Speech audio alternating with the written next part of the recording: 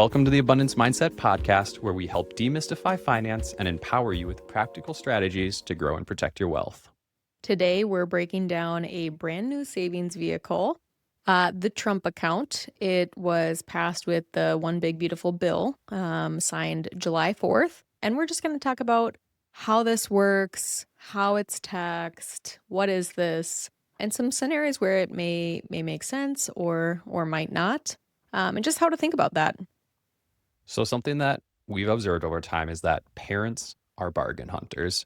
Doesn't really matter where you are on the income spectrum, but I've just found that, it's Facebook Marketplace, it's, buying used clothes, like parents are always out for bargains for their kids. Yes. Should I do this account? Should I do this account? Or, all the options. Yeah, and not turning down free money too. So we'll get into this, but the Trump account has some free money attached to it. So I feel like it's like designed to make parents' eyes sparkle a little bit. And with our 4-month-old, this hopped out at me when I was looking at different things that got passed with the One Big Beautiful Bill because parents are bargain hunters.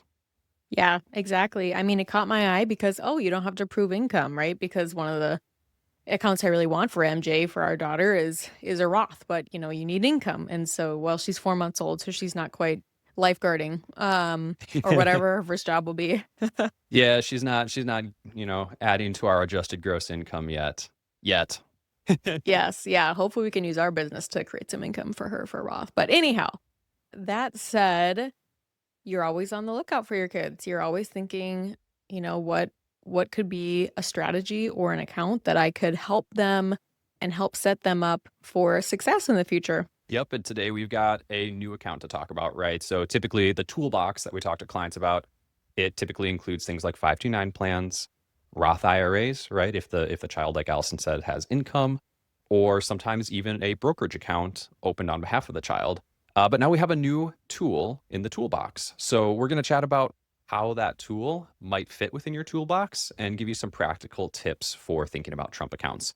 But before we get into that, we're going to define our terms we're going to use today and do a little common sense. Yep. So some definitions, some common sense. A custodial account, it's an account that parents can set up for their child, right? Where it can be an investment account. It's managed by the adult on behalf of the minor until they reach a certain age. And then a couple tax definitions for us. One of the ways that we can compare the Trump account to other accounts is from a tax perspective. So quick definitions: after tax contributions, that means that you put your money into an account that you've already paid taxes on, right? You've already paid income taxes on it. So now you're funding this account or putting your money somewhere, right? So you don't have a deduction on it. That's after tax contributions. Contributions after they've been taxed. Ordinary income tax, many of us very, very familiar with this. So it's the regular tax that you pay on wages, bonuses, interests, right? Any kind of earned income, depending on your tax bracket. Capital gains tax. So it's a tax on the profit you make when you sell an investment for more than you paid for it, right? Typically lower than ordinary income tax, depending on your capital gains rate, if you held the investment for a year, right? Under a year, that would be short-term or ordinary income tax. And then sometimes when you make a lot of money, that tax rate can be higher. But for the most part, it's just think about it as my investment grew from its basis, so I'm going to owe a tax on that when I sell. That would be capital gains tax. Great. So tax wrappers, just talked a lot about them. And it's really important. And we're going to talk a lot about this account through the lens of tax, because no matter how well your investments do, it really matters as to whether you're being taxed at 0%, 15%, 20%, maybe 37% if you earn a lot of money, right? So tax wrapper really matters. So we'll talk about the Trump account through that lens. But before we get into that, there are a lot of really unique things about this account. So we wrote some great notes about it, and we're going to help everyone listening understand exactly what a Trump account is beyond the flashy name, right? So as Allison mentioned, this was signed as part of the One Big Beautiful Bill legislation that passed just on July 4th of this year, 2025. What they are technically, so the short name is Trump accounts, right? But what is that actually? It is a custodial individual retirement account for minors with special rules until the child turns 18. So, who is eligible to have one of these? Any child in the United States with a social security number who's under age 18 in the year the account was established. So, if you've got a child who is 0 years old or 4 months like ours, she can have one. If you have a child that's born next year, they could also have one. If you have a child who's 17 right now, you could also open one for that child. Also, parents, relatives, friends, they can contribute 5,000 annually to the account with their after-tax dollars. And that 5,000 can be adjusted with inflation over time. So I think that's helpful to know. Yes, and employers can contribute too, which is a huge difference. To our knowledge, there's no employer match for a 529. However, these accounts have been created such that an employer can put money into this either in a matching or non matching, meaning just a discretionary contribution to these accounts. That's really important because that is unique when we try to compare against other accounts. Having the employer in some situations, if your employer is set up this way where they can contribute to your child's account, right? Free money is always something that you want to pay attention to. And then again, friends, relatives, they can add in their index 5,000 a year up until the child's 18. And then the child has to distribute, I guess they're not a child at this point, their money at 31. So anyhow, that's a little bit how it works. I think coming back to the tax, so when you add your after tax contributions in, right? So no deduction when you put money into a Trump account or anyone does. It grows tax deferred, Yep. and that's worth noting because that's different than, let's say, a brokerage account, right? So growing tax deferred, that means that the if the investment is spinning up ordinary income in any way, dividends, any kind of income as the investment sits there, you will not have to pay tax on that. And that would be different from, yeah, for example, a brokerage account. Yep. So if you have a brokerage account, you may be familiar every year you're going to get a 1099 from that brokerage account. And any holdings in that account that either spat off dividends or interest are going to be taxed in some fashion. So that is a distinct difference in this account. All the growth is tax deferred. Yep. So I put my money in that I already paid tax on after tax contribution. It's growing tax deferred. I like that. Then when the money is actually taken out, this is where I'd want to pay attention when I'm thinking about, do I want to set up a Trump account for MJ, for our daughter? Because it's either going to come out at long-term capital gains rate, being taxed at capital gains rate, if she uses it for a specific purpose, right? There's constituents on it's going to be taxed at long-term capital gains rate if she, for example, uses it for education or to buy a home. Otherwise, it's going to be taxed at ordinary income. So not great. Yep. Yep. So it's important to understand that Trump accounts have strings attached. Or maybe be more appropriate to say they have rules, just like a 529 has rules, right? If you don't use it for education, you don't get the tax benefit. People might not know on face value, but Trump accounts have a similar, though slightly broader rule set. So your child has to use funds in their Trump account on education, a home purchase, starting a business, or medical expenses.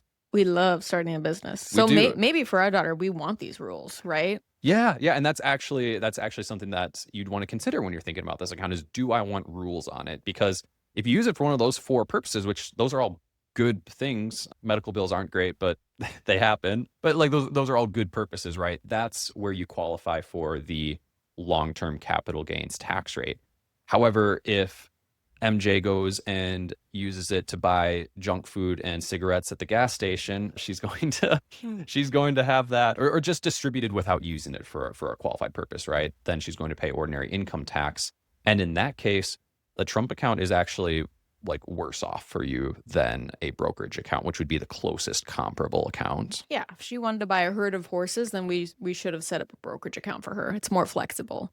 So, yeah, I think that's a key distinction. And with anything, with any kind of account, Trump accounts aside, you want to think about how the money comes out, right? That's retirement planning. Said in one sentence is, how does my money come out of each one of these accounts, right? How is it taxed? So that said, when we're thinking about this Trump account, it we have to figure out, do I want rules on it? There's, potential for capital gains rate or ordinary income. So how do I really want to save for my child? And when it comes out, can it this is still in the works and I don't know. Can it be rolled into an IRA? Can it be, converted to Roth? So what are those strategies on the way out I or she or we could potentially employ, because and this is unknown. So this is for your own Mhm. speculation. Yeah, yeah. So this is brand new legislation. There's some things that aren't yet ratified. We see this frequently. A couple things that I do want to point out because this that we haven't talked about yet, because this is something that actually grabs headlines a lot. We talked about free money earlier and the ability for your employer to contribute. The federal government is, saying they're going to sponsor a special deal for babies born between January 1st and of 2025 this year and December 31st of 2028, where they'll contribute the first 1,000 to this account. So, Free money. yes, there's free money. So there's encouragement, especially if, like us, you had a child born in 2025 or one that's expectant or on the way. So there's an encouragement. But then I want to mention that also because, like Allison said, there are question marks, right? Like I wouldn't just open it just because, although $1,000 is $1,000. But what we mean is we know there's a rule that you as a child, 31 years down the road, or if you're a little older, having one open sooner, you have to distribute it by age 31. But we don't yet have clarity on what you can do, whether it's a forced distribution taken at ordinary income, whether you could roll it into an IRA, which would be okay, whether you could convert it to Roth, which would be even better in terms of flexibility, at least options on the table. So there's a lot we don't know. And so it does take a bit of strategy and maybe a little more thinking than how do I get my free $1,000 to see if it's the right fit for you.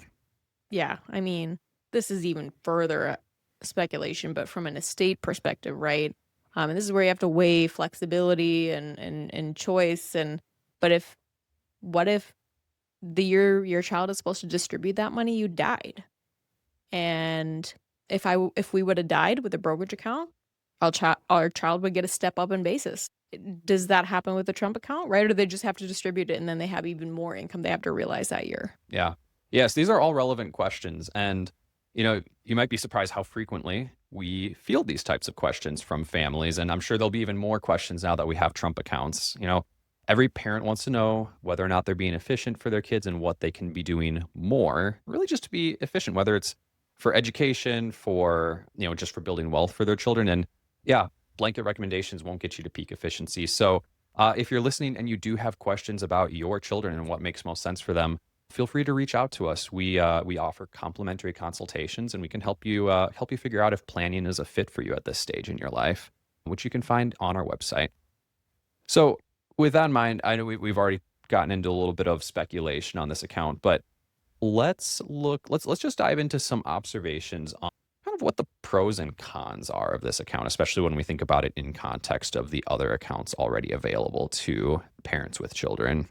Yep. So we've named a few. So some of the negatives, from our perspective, it's not the most efficient use of capital from a tax perspective. It's not favorable.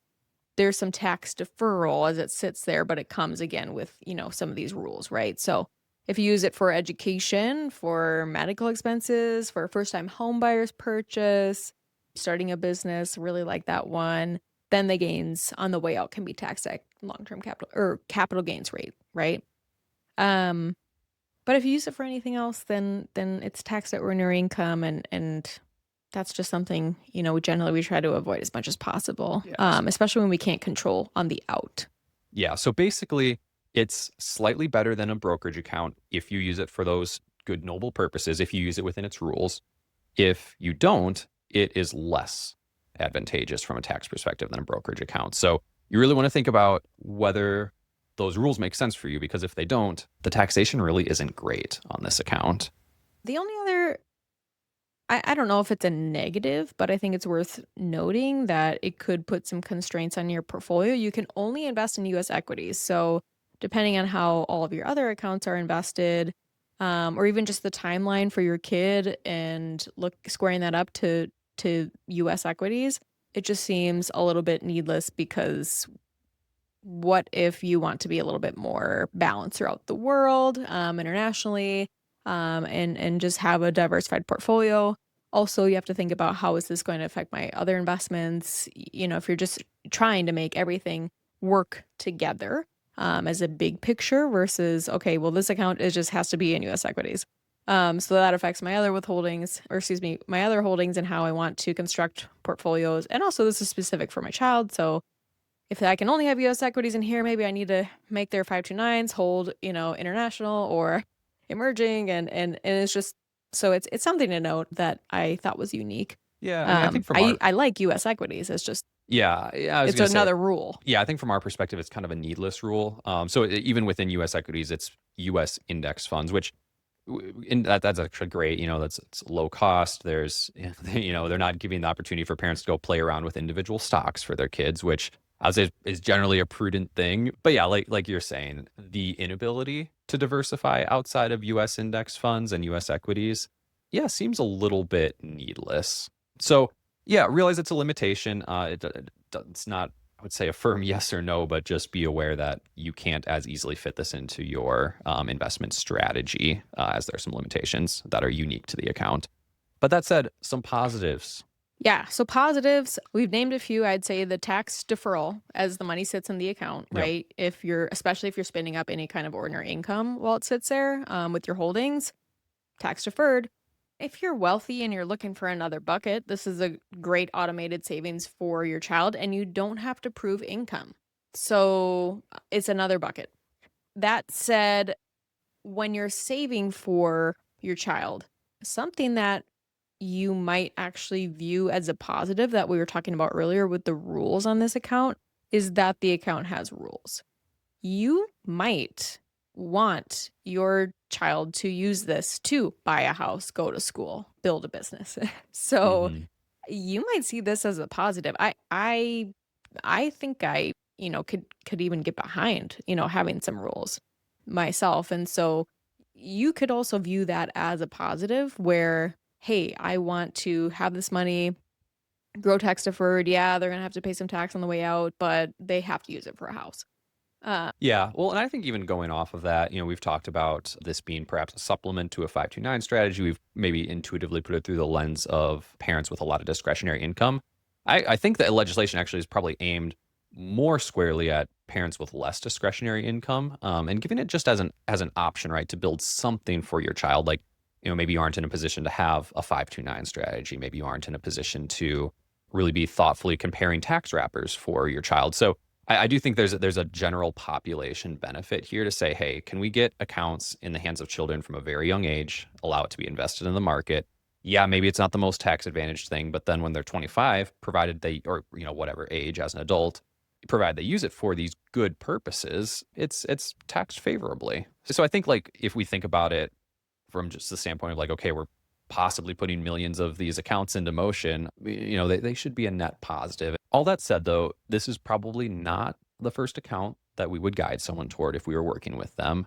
Not to say it can't be a tool or a complement, but I think it's really a tool, not not a leader of the parade or the party, if you will. mhm. So maybe some things to take away then, if you're thinking without any specific recommendations, but just broadly thinking, this account might not be for you if your goal is education funding for your children. This is not a replacement for a 529. We have to be really clear on that, because we haven't talked about 529s really much in this episode, but recall that that plan has tax-free growth and tax-free distributions, provided that it's used for education. Education is one of the things you can use a Trump account for, but you get the capital gains tax, which for most people in current tax rate will be 15%, 20% if you're making lots. So a 529 is going to eliminate that 15 to 20% tax that you'd get in the Trump account. So do not open this account in place of a 529, especially if your goal is education funding for your child. Yeah, absolutely. And I think this is just, again, when you try to compare accounts and UTMA, UGMA, Coverdell, 529, Trump accounts now, or Ross potentially. It's just this wouldn't be my first choice if I'm just looking at the full spectrum of options, and I'll even throw brokerage accounts in there. But that said, I if I were working at an employer and they had a program set up, which is possible, feasible, with this coming into legislation, where that employer was going to dump free money into a Trump account for my kid, then yeah, absolutely, I'm using it because you can't beat free money, even if it's taxed. You can't beat free money. Yep. So that's something that as parents you should see. Does my employer offer a program like this, right? Yeah, definitely watch for that. And I do think that's, I would say, actually maybe my favorite advantage if I think of this account versus other accounts, which it's the only child account that an employer can match to or give a non-matching contribution to. So if that's available to you, yeah, you're not going to get that in a 529. You're not going to get that in an individual brokerage. Your employer's not going to gift you money to invest for your child unless it's into this account and they choose to do so. So that's certainly, and then yeah, of course, on the note of free money, this might make sense for you if you recently, very recently, had a child, or perhaps do have a child in the next few years. Again, free money. Like it's it might not be the most efficient thing, and I might not press your full gas pedal on this account, but take some money, invest it in some U.S. index funds. Like it's there. And I don't want to sound like so vanilla on this account as if like just use it because it's there, but it's another tool, another way that you can invest for your child's future. So I wouldn't just turn it down because you don't like the name, or you don't want to look at your employer benefits and see if that's offered. So there are efficiencies that you would be leaving on the table if you just ignored this. Yeah, absolutely. This is where, again, we can't get into recommendations, but you just might be someone who is really conservative and you have this bond fund that spins up a bunch of dividends each year and you really want it to go to your kid and you want them to use it for a house. Wow, this might be a great tool. So this, again, it's getting into these narrow, is this right or wrong? We can't tell you. We'd have to get to know you, but ultimately Trump accounts, they give parents another way to help kids, save for major life events, potentially some free money options, tax deferred growth. It's just tax on the way in and on the way out. So what's the bottom line on Trump accounts? Trump accounts give parents another way to give their kids money to help save for major life events, with a $1,000 head start from the government if your kiddo is born between 2025 and 2028. You as a parent contribute after-tax dollars, no deduction, and any earnings in the account grow tax deferred. Gains are taxed when it's withdrawn, and tax applied depends on how you use it. It's more advantageous for things like home purchases or education. If it's just used for general purpose, it's less advantageous. They're not mandatory and they won't be right for everyone. But for families that are already using a 529 or already using a Roth IRA and are already maxed out on these vehicles, they offer another strategic lever, or they simply offer a way to save and automate your savings for your kiddo over time. So, as always, balancing tax benefits, flexibility, long term goals are going to be key, but it's another tool in the toolbox. Yes. So if you're thinking about starting a Trump account in 2026 when they're available, these are just a couple key points I would start to weigh in the conversation of, does it make sense for my child, right? Or is my employer offering something that would compensate my child by putting money into a Trump account? So these are the questions that I would start asking, and feel free to, leave a few questions in the comments as well.